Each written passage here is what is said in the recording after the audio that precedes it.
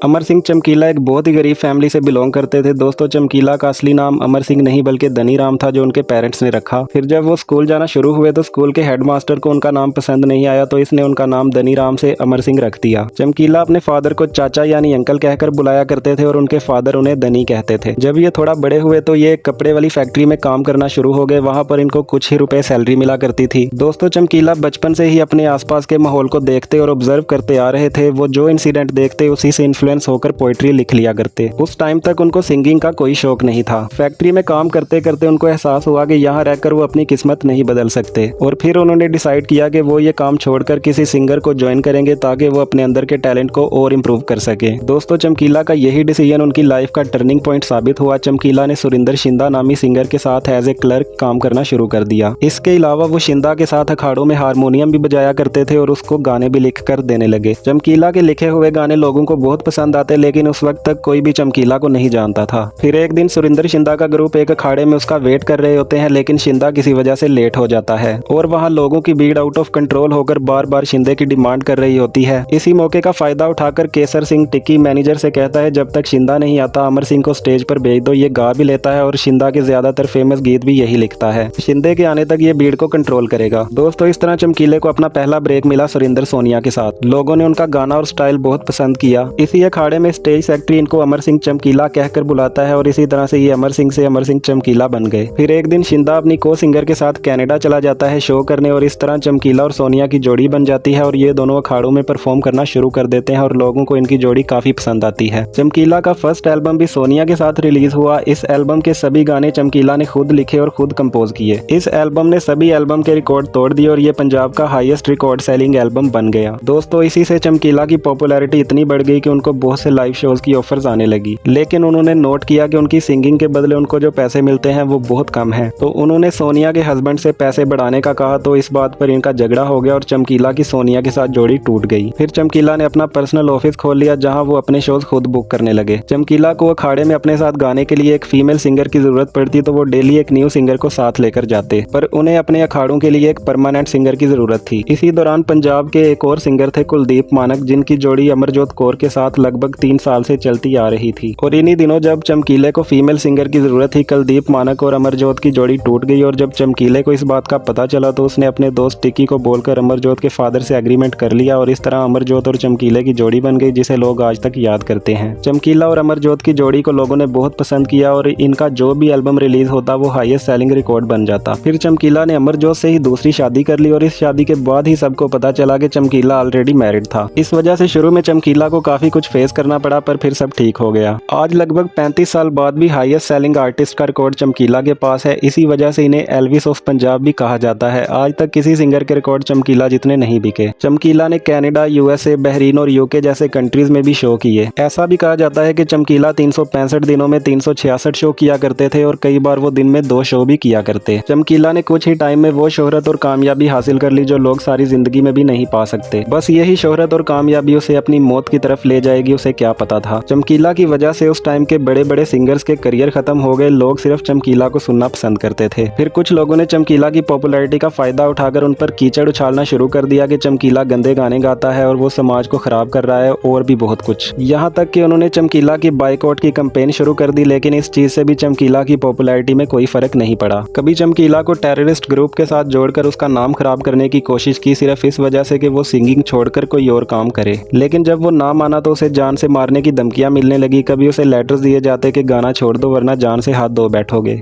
शुरू में चमकीला इन धमकियों से काफी डर गए और उन्होंने वल्गर गाने गाना छोड़कर धार्मिक गाने शुरू कर दिए। यहाँ तक कि जब लाइव शोज में पब्लिक उनको पुराने गाने गाने पर जोर देती तो वो ये कहकर मना कर देते कि मैं अब इस तरह के गाने नहीं गाता। आखिरकार वो कितना ही मना कर सकते थे। जब पब्लिक उनको ज्यादा फोर्स करती तो उनको पुराने गाने गाना पड़ते, जिस वजह से उनको दोबारा जान से मारने की धमकियां मिलने लगी। फिर चमकीला ने फैसला कर लिया कि अब चाहे मैं मर जाऊं लेकिन मैं डरूंगा नहीं और जो दिल करेगा वही करूंगा। चमकीला की बढ़ती हुई शोहरत को देखकर उनके दुश्मनों के अंदर उनके लिए नफरत और बढ़ रही थी और आखिरकार उनकी यही शोहरत उनको अपनी मौत के पास ले आई। चमकीला अपना आखिरी अखाड़ा यानी लाइव शो करने के लिए महसमपुर पहुंचे, तो जब वो और उनकी वाइफ अमरजोत कार से बाहर निकले तो उसी टाइम 3 बंदे उनके पास आए और गोलियां मारकर उनका मर्डर कर दिया। चमकीला और अमरजोत के अलावा उनके बैंड के 2 और लोग भी इस फायरिंग में अपनी जान से हाथ धो बैठे और इस तरह ये जोड़ी हमेशा हमेशा के लिए अमर हो गई। चमकीला जब अपने सिंगिंग करियर की पीक पर थे तो उसी दौरान 8 मार्च 1988 फांसी को गोलियां मारकर उनका मर्डर कर दिया गया। लेकिन इस मर्डर की मिस्ट्री आज तक सोल्व नहीं हो सकी कि इनको किसने और क्यों मारा। कुछ लोगों का ऐसा भी कहना है कि सभी सिंगर्स ने मिलकर प्लानिंग की और चमकीला को मरवा दिया। कुछ कहते हैं कि ये रिलीजियस ग्रुप का काम है क्योंकि चमकीला गंदे गाने गाकर समाज को खराब कर रहा था। कुछ रूमर्स ये हैं कि गवर्नमेंट ने यह मर्डर करवाया क्योंकि उस टाइम खालिस्तान तहरीक भी चल रही थी, तो चमकीला ने कुछ गाने उस माहौल पर भी लिखे थे। लेकिन इनमें से किसी भी रूमर्स के कोई भी एविडेंस नहीं मिल सके। चमकीला की बदनसीबी का अंदाजा आप इस बात से भी लगा सकते हैं कि उनकी फैमिली में से भी किसी ने उनके मर्डर की कंप्लेंट तक पुलिस में नहीं दर्ज करवाई और ना ही गवर्नमेंट की तरफ से इसमें कोई इंटरेस्ट दिखाया गया। बस इसी वजह से ये केस एक मिस्ट्री बनकर रह गया है।